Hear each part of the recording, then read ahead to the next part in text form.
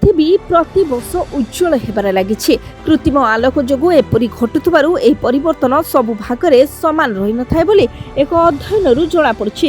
ତେବେ ଗବେଷକଙ୍କ ମତରେ ଏହି ଧାରା ମନ୍ଥର ନୁହେଁ, କାରଣ କେତେକ ଅଞ୍ଚଳ ସ୍ୱଳ୍ପ ଆଲୋକିତ ହେଉଥିବା ବେଳେ ଅନ୍ୟ କେତେକ ଅଞ୍ଚଳରେ ଅଧିକ ଆଲୋକ ଦେଖିବାକୁ ମିଳେ। ଆମେରିକା ମହାକାଶ ଗବେଷଣା ସଂସ୍ଥା ନାସା ଗବେଷକମାନେ କନକାଟିଭ୍ ୟୁନିଭର୍ସିଟିରେ 9 ବର୍ଷରେ ସଂଗୃହୀତ 1 ନିୟୁତରୁ ଉର୍ଦ୍ଧ୍ୱ ସ୍ୟାଟେଲାଇଟ୍ ଚିତ୍ର ଉପରେ ଅଧ୍ୟୟନ କରିଥିଲେ। ଉକ୍ତ ଗବେଷଣାରୁ ଜାଣିବାକୁ ପାଇଥିଲେ ଯେ ପୃଥିବୀ ଉପରେ 2014ରୁ 2022 ମଧ୍ୟରେ କୃତ୍ରିମ ଆଲୋକ 16% ବଢ଼ିଛି। ତେବେ 2017ରେ ମଧ୍ୟ ଏକ ଅଧ୍ୟୟନରୁ ଏଭଳି ନିଷ୍କର୍ଷ ବାହାରିଥିଲା। ଆଲୋକ ପ୍ରଦୂଷଣ ଯୋଗୁଁ ପ୍ରତିବର୍ଷ ବାହ୍ୟ ଆଲୋକ 2% ବଢ଼ୁଥିବାରୁ ସେଥିରୁ ଜଣାପଡ଼ିଥିଲା। ତେବେ ନେଚର ଜର୍ଣ୍ଣାଲରେ ପ୍ରକାଶିତ ଏକ ସଦ୍ୟ ଅଧ୍ୟୟନରୁ ଜଣାପଡ଼ିଛି ଯେ ସାମଗ୍ରିକ ଭାବେ ପୃଥିବୀର ଆଲୋକ ବଢ଼ୁଛି।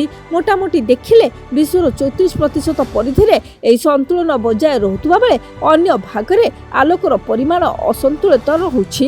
ବିଶେଷ କରି ୟୁରୋପରେ ଏହି ଆଲୋକ ସେତେଟା ଦୃଶ୍ୟମାନ ହେଉନାହିଁ। ଭେନେଜୁଏଲାରେ ମଧ୍ୟ 26% ଅଧିକ ରାତ୍ରି ଆଲୋକ ହ୍ରାସ ପାଇଛି। ଦେଶର ଆର୍ଥିକ ସଙ୍କଟ ଯୋଗୁଁ ଏପରି ହୋଇଥିବା ମନେ କରାଯାଉଛି। ତେବେ ଗବେଷକଙ୍କ ମତରେ କୋଭିଡ୍-19 ମହାମାରୀ ଅନେକ ଅଞ୍ଚଳରେ ଲାଇଟିଂ ପ୍ୟାଟର୍ନକୁ ପ୍ରଭାବିତ କରିଥିଲା। ଲକଡାଉନ, ଶିଳ୍ପ ଗତିବିଧି ହ୍ରାସ ପାଇବା ଏବଂ ପର୍ଯ୍ୟଟନ କ୍ଷେତ୍ରରେ ସମାଗମ କମିବା ଯୋଗୁଁ ଦଶନ୍ଧିର ପ୍ରଥମ କିଛି ବର୍ଷରେ ଆଲୋକର ମାତ୍ରା ମଧ୍ୟ କମିଯାଇଥିଲା। Bureau report, Biraja news.